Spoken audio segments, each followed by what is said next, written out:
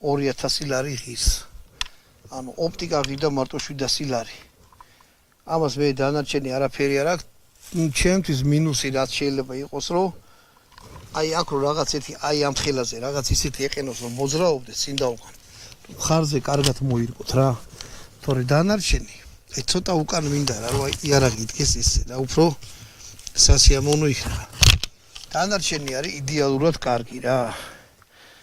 აი რაზეც გინდა ინადირეთ პატარა ცხოველზე მიზანში სასროლთაც კაია. ცუდი ესე კიდე მაგას ვიტყვი ისე რომ არის მაგარი ძვირიანი რა. ანუ 2000 ლარი ისეთი რაღაცაა რა. მაგრამ ვისაც პნევმატიკა გიყვართ, ცუდი არის გერმანული ლულა უყენია. ანუ გერმანიიდან ჩამოაქვთ ამის ლულები, ხრახნულიანი, ფოლადის ლულა არის და თავისი მაყუჩით. დანარჩენი უკვე თურქეთში არის აწყობილი, თავიანთი ნაწილებით.